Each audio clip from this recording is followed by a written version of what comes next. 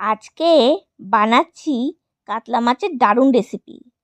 প্রথমে কাতলা মাছগুলো ভালো করে পরিষ্কার জল দিয়ে ধুয়ে নিন। তারপর মাছের টুকরোগুলোর ওপর সামান্য হলুদ গুঁড়ো আর নুন দিয়ে ভালোভাবে মাখিয়ে নিন।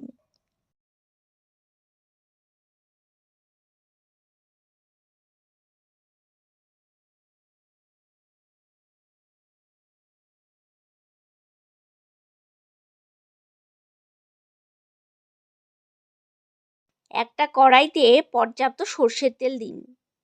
তেলটা ভালো করে গরম হতে দিন। তেল গরম হয়ে গেলে একে একে মাছের টুকরোগুলো ছেড়ে দিন। দুই দিক সুন্দর সোনালি রং হওয়া পর্যন্ত ভেজে তুলুন।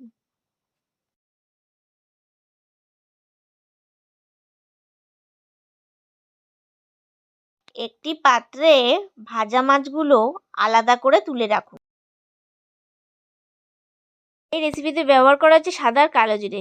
প্রথমে সাদা আর কালো জিরে আলাদা করে একটু ভেজে নিন। তারপর বাটনায় নিন সেই ভাজা সাদা আর কালো জিরে। তার সঙ্গে নিন 5 থেকে 6টা লঙ্কা আর অল্প জল দিয়ে ভালো করে বেটে নিন। এরপর রসুন বেটে নিলাম। এতে রান্নায় আসবে দারুণ ঘ্রাণ আর স্বাদ। মাছের জন্য আগে থেকে কেটে রাখা আলুগুলো এখন জল দিয়ে ভালো করে ধুয়ে নেব, যাতে আলুর ওপরের অতিরিক্ত স্টার্চ আর ময়লা সাফ হয়ে যায়। কড়াইতে মাছের সাথে আলু ফ্রাই করতে থাকুন। ফ্রাই করার সময় সামান্য নুন দিয়ে হালকা করে নাড়াচাড়া করুন, যাতে স্বাদ মিশে যায়। এরপর দিন রসুন বাটা আর ভালো করে নেড়ে চেড়ে নিন, যাতে রসুনের ঘ্রাণটা পুরো রান্নায় ছড়িয়ে পড়ে।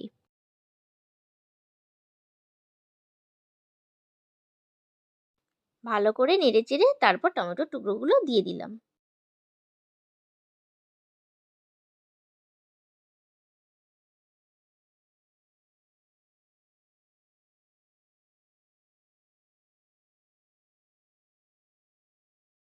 আলু আর টমেটো একটু নরম হয়ে এলে এবার মাছের জন্য আগের থেকে বানানো বাটা মশলাটা কড়াইতে দিয়ে দেবো।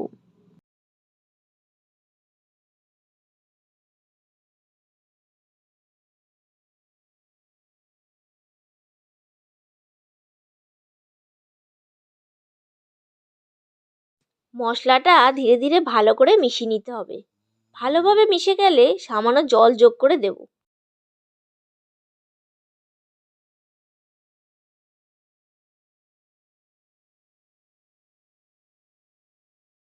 এরপর যখন ঝোলটা ফুটে উঠবে তখন একে একে মাছের টুকরোগুলো কড়াইতে দিয়ে দেবো। একে একে মাছের টুকরোগুলো ভালো করে ফুটতে দাও। মাঝে মধ্যে ঢাকনা তুলে দেখে নেবে মাছ ভালোভাবে সেদ্ধ হয়েছে কিনা। মাছ ভালোভাবে সেদ্ধ হয়ে গেলে আমাদের সুস্বাদু মাছের ঝোল রেডি। দেখলে তো কেমন সুন্দরভাবে তৈরি হলো। ভালো লেগে থাকলে তোমরাও বাড়িতে বানিয়ে দেখো, আর কেমন লাগলো জানাতে ভুলো না। কমেন্ট করে জানাও।